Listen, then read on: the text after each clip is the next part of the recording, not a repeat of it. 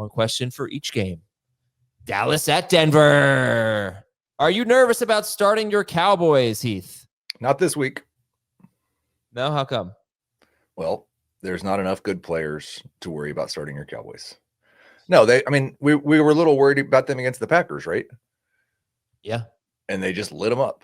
And Jackson Dart just lit this defense up. I mean, I know Dak's not as good as Jackson Dart, but Dart was a little lucky. Well, that's factual. Yeah. No, I don't. I think you have to start them all.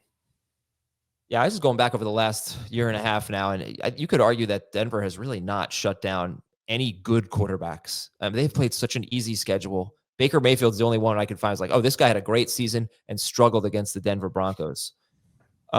Chicago at Baltimore. Well, we heard from Heath. Jamey, how about you? Starter sit Caleb Williams. I'm still starting him. It's not as, I would typically be confident in him, especially if this Ravens defense had looked the way it looked prior to their bye week. But as I sort of alluded to, I kind of like the fact that Lamar Jackson's going to play because I expect them to put a lot of points up against Chicago's defense, and we see Caleb Williams having to try and keep up with the score. So it's probably going to be an ugly, sloppy type of game for the Bears. But I still think there's too much offense on that side of the ball and still not enough defense on the other side of the ball. So even when they were healthy at the start of the season, we saw what Josh Allen did, for example, in week 1. Not to say that Caleb Williams is that guy, but there's still the potential for him to be in that 20-point per game range. I still think Odunze is a must start, especially given the week. So I'm still starting the trio of Bears that I would be starting anyway, which would be Caleb Williams, Rome Odunze, and DeAndre Swift. And I really haven't changed my rankings as a result of it. Wow, Heath, looking at my waiver wire, I could start Jackson Dart over Caleb Williams. What do you think? I would. JB? I would not. Oh, come on. I have to make this decision for myself? All right. Washington's at Kansas City. Heath, how are you approaching the Commanders' wide receivers with a Well, we're not ranking them yet. So they haven't practiced. They haven't been playing. I think if you told me they were both playing with the way wide receiver is this week, they would both be ranked somewhere between 24 and 30. Okay. Okay. All right. Look, if one of them plays and the other one doesn't, then they're probably ranked somewhere between 18 and 24. Are you worried about the matchup? The Chiefs have been pretty good against, well, not great, but good against receivers. Right. Well, I mean, and Debo's been pretty good for the year and is probably less susceptible to the matchup concerns because of the way that they use him and where he gets targeted on the field. But I still think so much of starts and sits this week are just, there's not very many good players. Right. So you want to, trust your good players, I guess, when you can. Jets are at the Bengals. Jamey, do you like the running backs in this game? On paper, it should be good. The Bengals allow the most fantasy points to running backs. And the Jets are good against the run, but, running backs, 16 or more carries against the Jets in 5 games, 20 or more carries in 3, for a single running back. You like the running backs in this game, Jets at Bengals? I like Breece Hall significantly better than Chase Brown just because of what the matchup is for him and how much work he'll probably get. I am a little concerned about the fact that he's dealing with this knee injury, so just keep that in mind. If you have an extra roster spot, pick up Isaiah Davis in case something happens as the week goes on, but it seems like he's going to be fine. In the case of Chase Brown, look, it's, again, 6 teams on a bye. I have him behind the guys that have a lot of upside that have been playing well lately versus the guys that are kind of desperation plays. So I would start Chase Brown over Corey Krosky-Merritt, over Kamani Vidal, over you said Chase Brown over Vidal? I would. Okay. How about Rico Dowdle? I start him over Rico Dowdle. Okay. Yes. Would you guys start Chase Brown over the Chargers wide receivers tonight? Not in PPR, no. No. Okay. What do we got? We got Cleveland at New England. Heath, is there anyone you feel great about in this game? Great about. I think you're still starting Drake May, but I don't expect a top 5 performance. And Stephon Diggs is a high-end wide receiver too. And Harold Fannin is a top 6 tight end as long as Njoku's out. But if he's back, then neither one of them are. Judkins? He's a high-end RB too. Okay. Yeah, I mean, we might have two good defenses here. And Drake May, his toughest matchup this year was his only bad game. But we'll see. He's playing at an incredible level. Tennessee's at Indianapolis. Jamey, is this one of those old start 'em all, sit 'em alls? Yeah, really can be. I think so. You look at Daniel Jones, I think is a easy start this week. I think Jonathan Taylor's a must start this week, every week. Michael Pittman must start this week, every week. Tyler Warren must start this week, every week. The issue with Daniel Jones, though, is exactly what happened last time they played. Is just he won't need to do anything. Taylor goes crazy. He has a good game, but not a good fantasy game, right? I mean, that's got to be on your mind. I don't think he's going for 26 points plus. I think Sportsline has him projected for 27. But 20 plus, I mean, he's been over that number every home game so far this season, even in some blowouts. I just don't think you mentioned Tennessee's a mess. Simmons most likely out. L'Jarius Sneed most likely out. Like, we're looking at, best cornerback as far as I know for the Titans, and certainly their best defensive player overall. Yeah. So while Taylor will get his numbers, I think Daniel Jones will also. Like this. So you mentioned Alec Pierce with Josh Downs. I still think he's going to take a few shots with Pierce regardless. Downs there, Downs not there. Tyler Warren will get his numbers.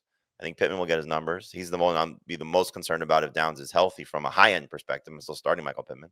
Yeah. So it's just really feels like the Colts could do whatever they want to. Yes. And I think he can, I wouldn't be surprised if he has 25 pass attempts like he did last time he played them. And if he does, then he just has to have 2 touchdowns. But that was probably what kept him from 20 points last time, is he only had 1 touchdown. Mm-hmm. Between the rushing and the passing, he hope he gets 2. Daniel Jones, someone asking in the chat, Daniel Jones or Bo Nix? Nix. Daniel Jones or Joe Flacco? Jones. Would be Flacco for me. Daniel Jones or Caleb Williams? Jones. Daniel Jones or wait, did I say Drake May? No. Jones or May? May. Okay. Someone's asking Herbert or Drake May? Herbert. You can always count on Sundays with the NFL on CBS and Paramount Plus. So even if you can't count on accurate expiration dates, that is a rookie mistake, or people appreciating your fashion sense, Jim, the crowd is not on board here. You can always count on Sundays with the NFL on CBS, streaming on Paramount Plus. Glad we wear our good jerseys. Yeah. We are back. Welcome back, everybody. Hope you're having a happy Friday and into a good weekend here. Remind me if we have time at the end of the show. We just saw a Paramount Plus promo. I want to talk about the movie I watched on Paramount Plus. One of the most ridiculous movies, but a feel-good, fun one. And also, Mayor of Kingstown this weekend. Holy cow, I didn't even know. One of my favorites. Paramount Plus is great. Okay, one question for each game.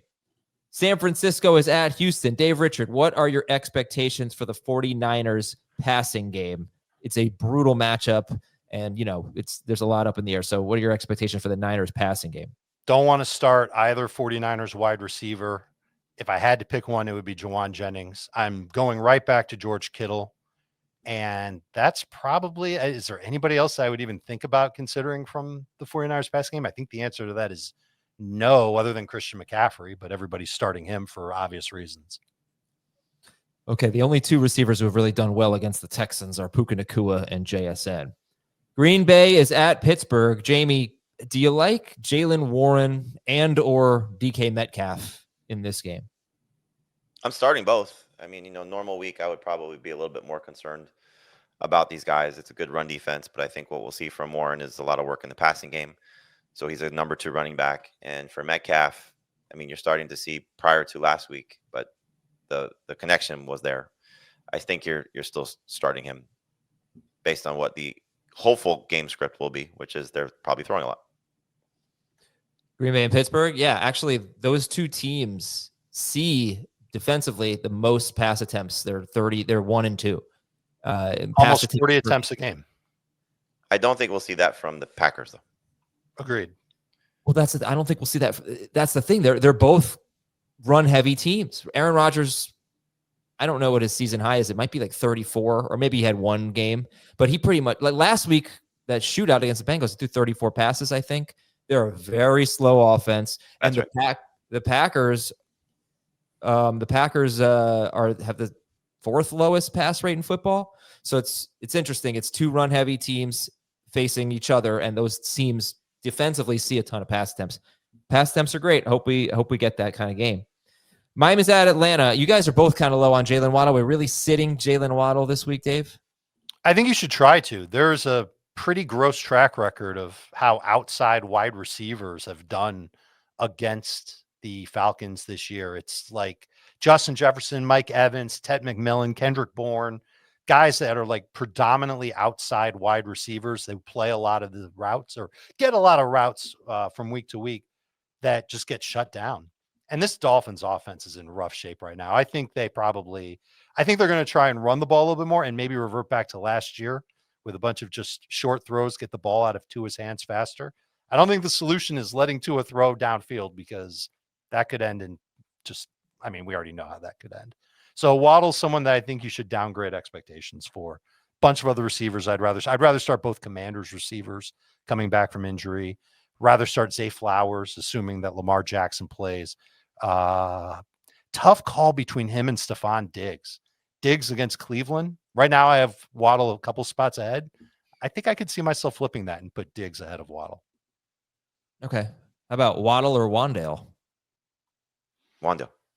In full PPR, you can absolutely make the case for Wandale Robinson. As silly as this all sounds, it's a vote of no confidence against the Dolphins and a Falcons defense that's played really well against the pass.